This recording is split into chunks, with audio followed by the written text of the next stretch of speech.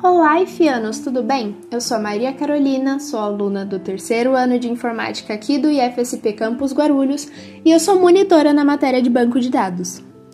O nosso vídeo de hoje é sobre normalização em banco de dados, então bora entender? Primeiramente, o que é normalização? A normalização ela é basicamente composta por formas normais, que a gente abrevia por AFN, que são conjuntos de regras que asseguram que as tabelas do nosso banco de dados estejam bem estruturadas. Então, quando a gente for inserir, alterar e excluir os dados, a gente não vai ter grandes problemas por causa disso. E normalmente esses problemas eles são decorrentes de um mau planejamento. Então, vamos imaginar que vocês trabalham em uma empresa em que a gente tem o seguinte banco de dados, com a tabela funcionário e departamento. Na tabela funcionário, a nossa chave primária é matrícula, e a gente tem alguns campos simples, como nome, data de nascimento e data de admissão. A gente também tem uma chave estrangeira, que é código do departamento, que referencia a tabela departamento, onde ela, obviamente, é a chave primária, e a gente tem a descrição do departamento.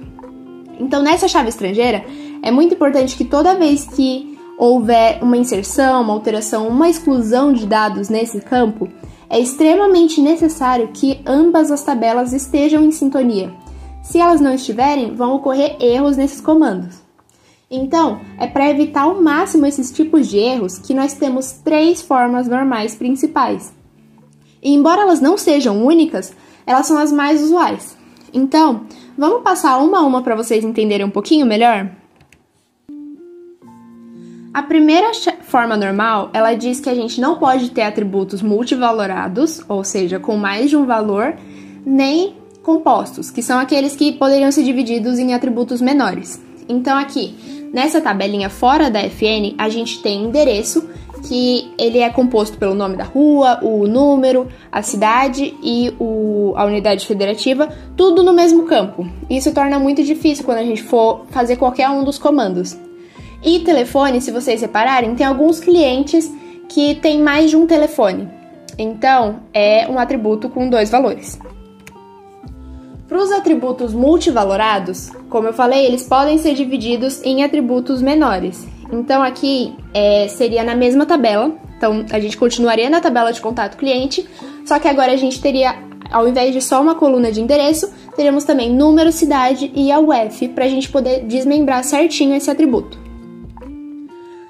No caso do telefone, que é um atributo multivalorado, é possível que a gente identifique esses atributos e, para resolver isso de uma forma que se enquadre na 1FN, a gente pode dividir esse campo em uma nova tabela, linkando ela com a tabela de contato do cliente através de uma chave estrangeira, que no nosso caso aqui é o CPF. Então, o CPF vai ser o que liga essa nova tabela de telefones a nossa tabela de contato cliente. Então, se vocês verem como ela é uma chave estrangeira, ela pode se repetir, ou seja, ela está associada à mesma pessoa, mas a gente tem telefones diferentes. Então, passando aqui para a segunda forma normal, a primeira coisa que ela precisa ter, que uma tabela precisa estar para ela se enquadrar nas normas da segunda forma normal, é que ela tem que cumprir os requisitos da primeira. Então, ela não pode ter atributos multivalorados, e ela não pode ter também os atributos compostos. Então, além disso, também é muito importante que ela não possua dependências parciais. E para a gente entender o que é uma dependência parcial, a gente tem que primeiro lembrar do conceito de chave primária composta. O que é uma chave primária composta? Ela é uma chave primária que é constituída por 2 ou mais campos, de modo que a combinação desses campos que a combinação desses campos forme um valor único, de forma que a repetição dessa combinação seja única. Então podem ser 2 campos, na verdade eles devem ser 2 campos, e eles podem se repetir uma hora ou outra, mas a combinação entre eles tem que ser única. É isso que torna uma chave primária composta uma chave primária, que é única, que não se repete. Então, vamos ver aqui um exemplo de uma tabela fora da 2FN. Nessa tabela, a nossa chave primária ela é composta pela combinação dos campos de matrícula e agência. Então, vocês podem ver que, por exemplo, a matrícula se repete aqui nos dois primeiros campos, porque é o mesmo funcionário, e a agência, ela se repete também ao longo da tabela, porque vários funcionários podem trabalhar numa mesma agência. Mas você pode ver que você nunca vai ver duas linhas em que existe a mesma matrícula e a mesma agência associada, certo? No entanto, tem alguns campos que dependem apenas de um desses valores. Então, por exemplo, o nome do funcionário ele pode ser obtido através do número da matrícula, porque um funcionário ele pode trabalhar em mais de uma agência. Então, dessa forma, o nome dele não é determinado pela combinação de matrícula e agência. O endereço da agência, ele não depende do número da matrícula de um funcionário, ele depende só do número da agência, então ele também não está dependendo da combinação dos dois. No entanto, já o campo de horas semanais, eles dependem tanto do funcionário, que está na matrícula, né, quanto da agência. Porque, por exemplo, a Ana não trabalha a mesma quantidade de horas que a Camila na mesma agência, nem a mesma quantidade de horas que ela trabalha na outra agência. Então, para a gente saber que a Ana trabalha 16 horas semanais, a gente tem que ver que ela trabalha na agência 3021, 16 horas semanais, mas na 4027 ela trabalha 14. Já a Camila, na mesma agência 3021 que a Ana trabalha 16 horas, trabalha 20. Então depende de quem é e onde ela está trabalhando. Então, nesse caso, ela depende da nossa chave primária. Para a gente resolver isso, a gente tem que dividir essa única tabela em 3. Então, aqui a gente tem a tabela de funcionário, onde a gente tem os dados de matrícula e nome do funcionário. A tabela de agência, onde a gente tem o número da agência e o endereço.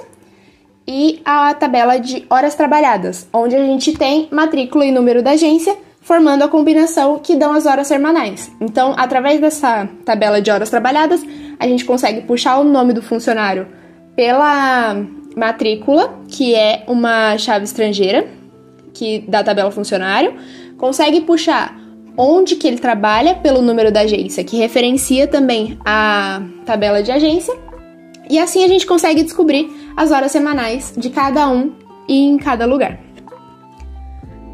Falando aqui um pouquinho agora da nossa terceira e última forma normal, o primeiro requisito dela é que ela cumpra primeiramente os critérios da 2FN e, obviamente, por tabela, os critérios da 1FN. Então, fora isso, a terceira forma normal ela diz que todos os atributos não chave devem depender apenas da chave primária e não de outro atributo não chave. Então, vamos ver um exemplo. Nessa tabela, todos os atributos eles podem ser obtidos através da chave primária, já que cada funcionário ele trabalha em uma agência, mas o endereço ele também pode ser obtido, além de pela chave primária, pelo número da agência. Ou seja, ele não é obtido exclusivamente pelo número da agência. Pelo número da agência não, pela matrícula, perdão.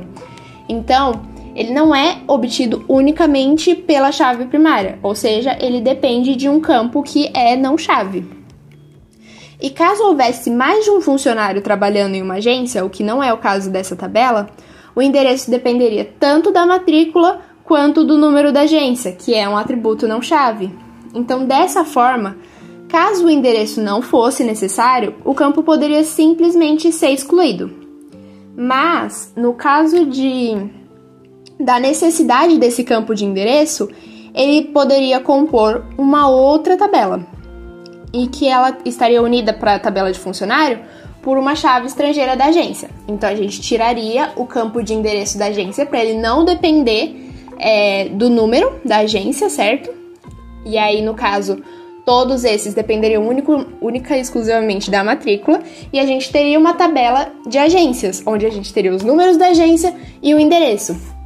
E assim, o campo de agência na tabela funcionário seria uma chave estrangeira, onde a gente conseguiria puxar o endereço que está linkado na outra tabela. Então, essa é a nossa terceira e última forma normal da normalização em banco de dados. E se vocês tiverem alguma dúvida, vocês podem deixar nos comentários ou vocês podem entrar em contato comigo. E por hoje é só, Ifianos. Bons estudos e até a próxima!